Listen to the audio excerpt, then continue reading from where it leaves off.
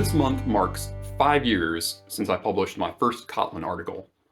As a way to celebrate and to thank everybody for their encouragement over the years, I decided to put together this small video to give you a little peek behind the scenes. Back in 2017, I remember talking with my wife Elizabeth about the idea of starting up a website about Kotlin. She enthusiastically supported me, knowing that I had been following Kotlin ever since it was in beta and really enjoyed the language. She even said, you know, Dave, maybe you should use some of your cartoon drawings as a way to kind of bring out some of your personality on the website. And I remember telling her, I don't know, I kind of want this to be a little more professional than that. Well, after a few months of writing articles, I started writing about some topics that were just easier to explain with some illustrations. And so, sure enough, as I just kind of added more and more illustrations here and there, that started being the stuff that people really connected with the most. And so I just kept going and drawing more and more, and I guess now it's just kind of what I do. You may have noticed that a lot of my examples and illustrations include dogs. Dogs, lots of dogs. And so if you haven't figured it out, yes, I do have a soft spot in my heart for dogs. In fact, this is my dog right here. Her name is Ninja. She's a mini schnauzer, and she keeps me company while I write code, write Kotlin, and write articles about Kotlin, and just about everything else that I do. I'm a tall guy, and she's only about 14 inches tall, but we're still best buddies and we do everything together. So yeah, there will be more dog drawings in the future. Here's a quick look at my setup. So I used to do all of my drawings on an iPad with an Apple Pencil, but it got a little slow trying to move the files back and forth from the iPad to the computer, and then if I needed to make edits, taking it back to the iPad.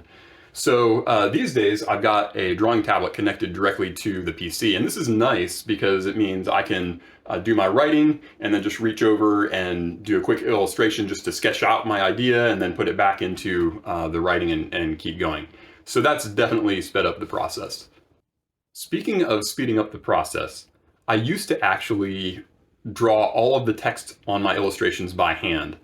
And I always liked how it had kind of a unique handwritten feel to it, but it also was pretty slow, especially when I had to go back and make edits. So one of the things that I did this year was I created my own font based on my own cartoony handwriting. And that has made it a whole lot easier for me to make changes to things. It's definitely allowed me to move a lot faster. Finally, I thought it would be fun to share a little bit about my writing setup with you. I use the Hugo static site generator, and so I've done a lot of writing in Markdown. But I also noticed that there were some things that were getting a little bit harder with just using plain old Markdown. Earlier this year, I created a custom authoring app using Compose for Desktop. And this allowed me to customize the authoring experience in a way that allowed me to more easily find things like the source image files, or for example, when I have code listings and they have numbers on them, sometimes if I end up adding or removing a code listing, that would throw off the numbers. And so when I referenced the listing numbers from the text, they would all get out of sync and I'd have to go back and update them all by hand. So this tool allows me to make changes, and all of the links will continue to work because it knows how to update accordingly.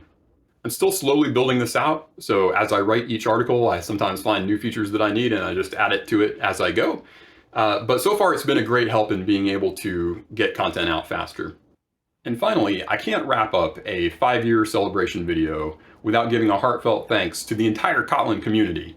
You all have been very kind. Many of you have written to me to tell me that one of my articles has made a big difference for you, and thank you for doing that, because that has meant more to me than almost anything. I don't know if I would still be writing after 5 years if it weren't for all that encouragement. So thank you very much. And with that, we will wrap up this video. Thanks for watching, and here's to the next 5 years. Ninja, you gotta stay in the frame, pup. What are you doing over there?